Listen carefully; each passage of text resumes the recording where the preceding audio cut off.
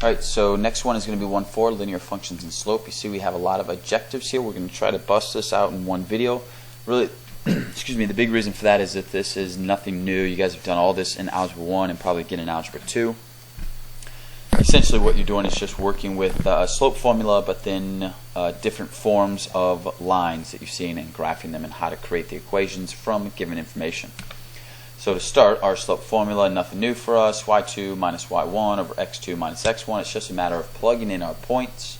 So I'm going to take my y2 minus my y1 over my x2 minus my x1. That's going to give me -6 over a -1, which means the slope for this is just 6. Remember, the letter we use for slope is m. And so that's a reminder of slope. Then we have something called point-slope form. This is less used, but probably the easier equation to typically work with. Y equals y1, m, x, and x1. So the x and the y here are your actual variables. These two are going to come from a point. Now, in order to write an equation for this given 2 points like we are here, first thing we need to do is slope like we just did. So 7 minus 5 over 2 minus 1 is going to give us 2 over 1, or just 2. And then we can plug everything in. So y minus y1, which is 5, equals our slope, and then x minus our first x value. Okay, really that would be our equation. That's all we need to do. And really you could use either point here, you'd get the same equation. You just need to make sure that if you start with this point for your y value, you need to continue with that point for your x value. The only other thing that maybe you need to do sometimes, and you've probably had to do this in the past, is then simplify or solve for y to get it in slope-intercept form. And so in order to do that, we would have y minus 5, distribute your 2, so 2x minus 2, and then add 5 to both sides. So we'd end up with y equals 2x plus 3. Okay, either way, for right now, we're only going to worry about plugging it into the equation, so finding slope and plugging in our point. Okay, which brings us to slope-intercept form, like we just talked about, is y equals mx plus b. This is nice because it gives us our slope and our y-intercept. And essentially, I think what is easiest to do here is, again, start by finding your slope. So -2 minus 4 over -4 minus a -3 is going to give us that -6 over -1, which means our slope is 6. And in the past, you guys have probably plugged in the slope-intercept form and then found your b value and then plugged in your m and b. I think it's probably easier just to say, let's do point-slope form like we just looked at. So I'm going to plug in my m and my point, and then I'm just going to solve for y. So y minus 4, if I distribute my 6x plus 18, and then add 4 to both sides, so I'd end up with y equals 6x plus 22, and we would be done. So we know that our slope is 6, and our y value, or our y-intercept, in this case, is 22.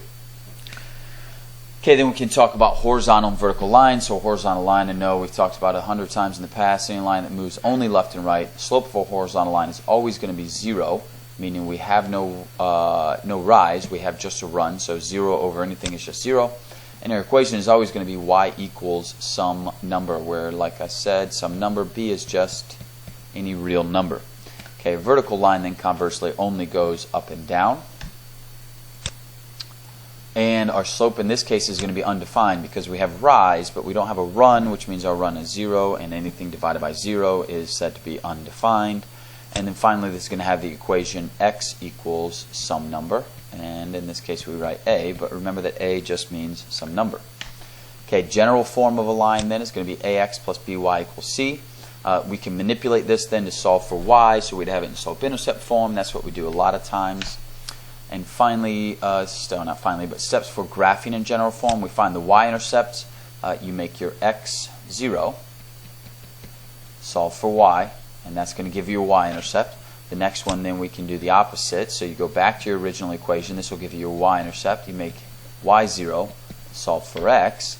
You're going to have those two values. You put them on your graph, and you draw your line. Okay, so lastly now is write the equation in general form when m equals 2 and goes through this point. It's probably easiest again to start with y, or point-slope form. So we're going to have y minus 3 equals 2 times x minus 2. So I just plug in my given point and my slope, and now I'm going to solve. And remember, general form was ax plus by equals c. So really we need our x and y on one side and our constants on the other. I'm going to start the same way we did before by distributing my 2x, or distributing my 2, so I get 2x minus 4, and then I'm going to bring my x to the other side, so I'm going to subtract 2x from both sides, and I'm also going to bring my constant to the right side, so I'm going to add 3 here. So I'd end up with negative 2x plus y equals a negative 1, and you see now, by manipulating that a little bit, I have my general form, where a is negative 2, b in this case is like a 1, and c is a negative 1. And so just a little bit of manipulation there would give us our general form.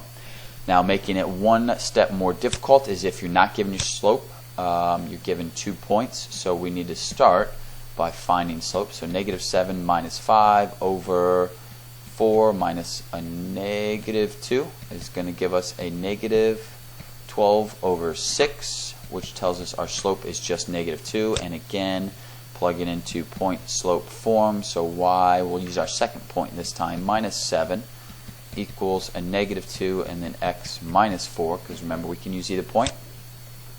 So y plus 7, I just subtract the negative, becomes plus negative 2x plus 4 by distributing my negative 2.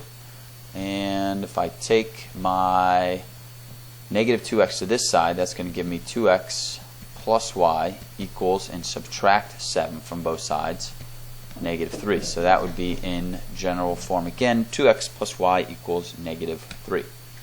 Okay, so that is it for this lesson. Again, like I said, it's nothing new for us. That was all just rehashing Algebra 1 and maybe even a review of some Algebra 2 in there.